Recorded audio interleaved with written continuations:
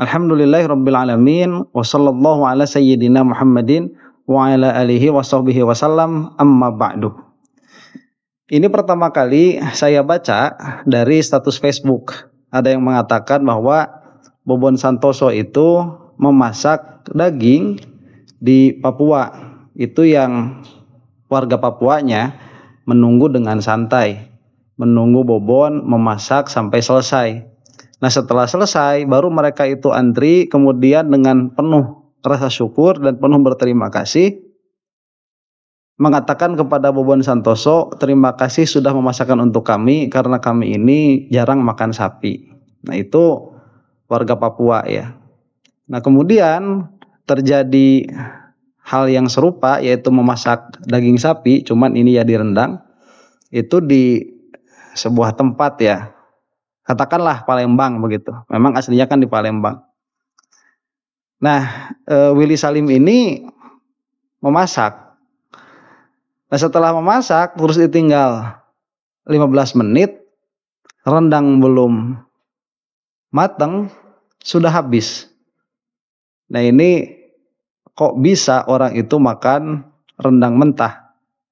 Dan yang menjadi masalah sebetulnya bukan pada rendang mentahnya, ini masalahnya pada etika, pada moral.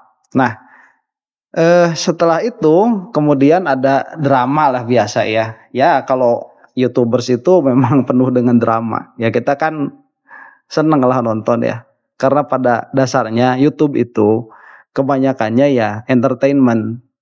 Maupun itu nanti yang diisinya di dalamnya itu agama begitu atau ilmu, ya kebanyakannya itu memang entertain. Jadi kalau tidak dibumbui dengan entertainment ya nggak bakalan seru. Seperti ya ini bagi-bagi kan, bagi-bagi kan nggak harus seperti itu caranya.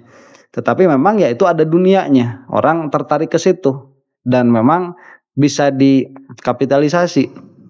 Akhirnya terjadilah bagi-bagi makanan, bagi-bagi uang dengan cara direkam, dan itu memang sudah jadi tren ya, tidak menjadi masalah, wajar.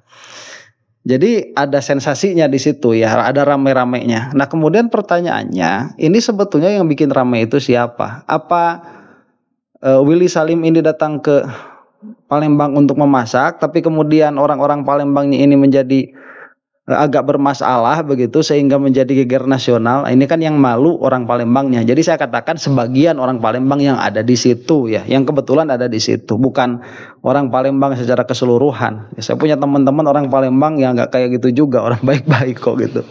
Dalam pengertian tidak memalukan. Kalau ini dicap sebagai perkara yang memalukan begitu. Cuman pada akhirnya di belakangnya juga kan ada teori juga bahwa itu ya disengaja biar rame. Jadi ngapain juga lagi masak itu ditinggal ke WC 15 menit begitu, nggak ada di charge, nggak, maksudnya ini diwakilkan kepada siapa? Atau malah ada yang mengatakan ya suka-suka aja, ambil aja begitu. Kemudian dia diambil, merasa bahwa masyarakat di sana tidak merasa mengambil yang bukan haknya, karena memang sudah ada yang mengatakan silakan ambil. Nah, saya ini cuman ingin melihat dari segi ini ya, ini bisa jadi tempat yang bagus untuk memasukkan ilmu. Jadi di dalam fikih itu ada satu bab. Babnya itu bab muamalah ya. Nah, di dalam bab muamalah itu yang dibahas itu mengenai keberpindahan kepemilikan. Jadi misalkan seperti baju ini ya, atau seperti mic ini nih. Ini mic ini kok bisa tiba-tiba jadi milik saya. Jadi saya memiliki, namanya itu apa ya? Mutlakut tasarruf. Saya memiliki mutlakut tasarruf kepada mic ini. Mau saya bakar boleh, mau saya jual boleh. Kalau saya suka, mau saya makan boleh, mau saya pakai boleh begitu. Ini bagaimana kok jadi milik saya? Nah, ini kan ada proses sebelumnya itu. Nah, maka proses tamlik itu apa? Perpindahan hak kepemilikan itu banyak sekali prosesnya. Ada dengan cara yang sudah mafhum ya, sudah tahu semua, jual beli. Kemudian ada sewa menyewa, kemudian ada meminjam. Itu yang legal ya, ada meminjam, ada menyewa. Kemudian ada yang tidak legalnya itu, ada gosob, kemudian ada mencuri. Nah, itu yang tidak legalnya. Jadi ini nanti akan berimplikasi kepada apa hukum saya memakai benda ini. Nah, karena benda ini tadinya bukan milik saya, kemudian saya pinta keridoan orangnya untuk memberikan ini kepada saya, cuman orang yang memiliki ini, mic ini sebelum saya tidak ridho ini berpindah kepemilikan kepada saya, kecuali saya menyetorkan uang begitu, misalkan sebesar 100 atau 200 ribu misalkan. Nah itu 100 ribu saya kasih, keluarlah apa? Mic begitu. Jadi sudah uang yang 100 ribunya jadi milik dia, kemudian mic-nya ini jadi milik saya. Nah ini tidak akan berlaku dan tidak akan terjadi sebetulnya tanpa sesuatu yang menunjukkan adanya keberpindahan kepemilikan itu. Nah makanya saya mau menekankan dulu di sini pentingnya bermadhab, pentingnya mengikuti aturan-aturan tertentu di dalam bermuamalah atau di dalam ibadah, karena tanpanya akhirnya akan keluar proses atau akan keluar situasi abu-abu seperti yang terjadi di Palembang ini dengan Willy Salim begitu ya. Nah, sebetulnya mudah saja. Ini kita lihat dari sudut pandang Syafi'iyah ya. Karena memang orang-orang zaman sekarang itu sudah kebanyakan pengetahuan tentang fikih, jadi seolah-olah mereka itu sudah tidak terikat dengan suatu qaul tertentu. Padahal banyaknya qaul fikih itu bukan menjadikan kita jadi bebas, tidak, itu salah sebetulnya kalau cara berpikir seperti itu.